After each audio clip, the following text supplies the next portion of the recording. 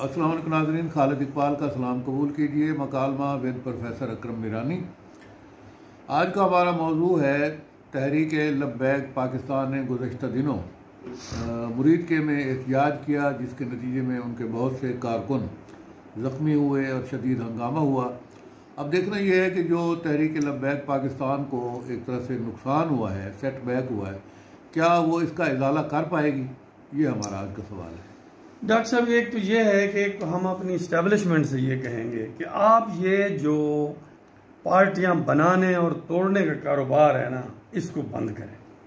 हमारी आंखों के सामने तहरीक लब्बैक बनी और जनरल बाजवा बना के मियां नवाज शरीफ को गिरा रहे थे, हमारे सामने हुआ है। हमने फैज़ हमीद को पैसे तकसीम करते हुए अपनी आंखों से देखा है, और जब भी ज़रूरत पड़ती थी जलूस निकलवा के ले जाते थे और जाके इस्लामाबाद पिंडी को ब्लॉक कर लिया। अब आप इसी तरह आपने MQM किया, बनाई, इसी तरह आपने तालिबान बनाई। अब देखें, ये काम दुरुस्त नहीं है, इसका खमियाजा हम भुगत रहे हैं।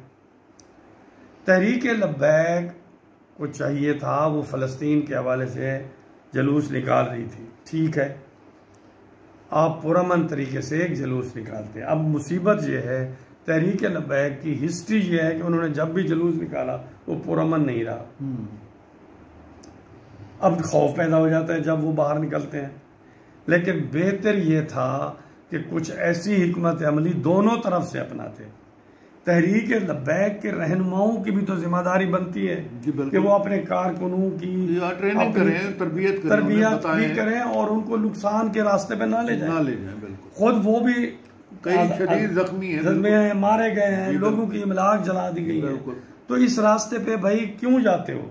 एक दूसरा, हुकूमत को भी चाहिए, देखें, अपनी पुलिस की इस तरह ट्रेनिंग करें 10, 12, 15 हज़ार की, जो मॉब्स को कैसे कंट्रोल करना है, बिल्कुल पीसफुली कैसे कंट्रोल करना। असल बात ये एक बड़ा चैलेंज है। अब आपके यहाँ ये मामला तो होते रहेंगे, तो आप अपनी पुलिस की मॉब को कंट्रोल करने की ट्रेनिंग करें।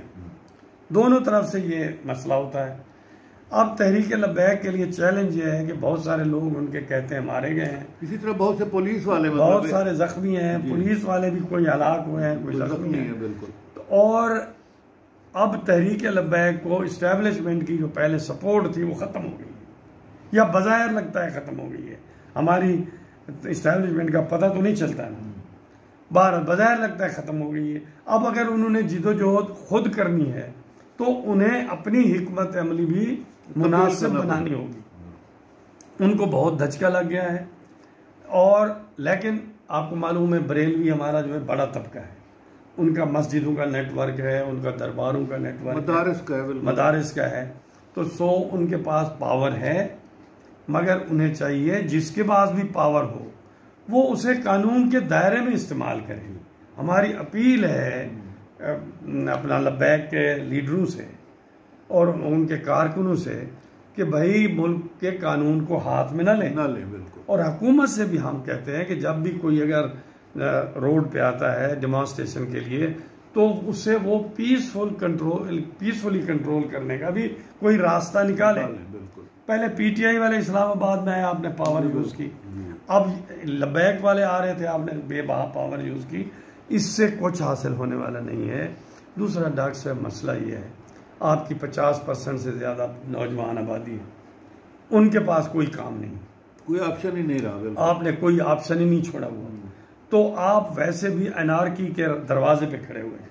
ये सारे एनार्की के आसार हैं जो आपको पख्तूनख्वा में, जो बलूचिस्तान में, जो आपको पंजाब में नजर आ रहे हैं। तो सबको एहतियात की ज़रूरत है और मुस्तकबिल को प्लान करने की ज़रूरत है और अमन की ज़रूरत है। जी बिल्कुल ऐसे। जी, इसी मुकालमे के साथ ही इजाज़त दीजिए। अल्लाह हाफ़िज़।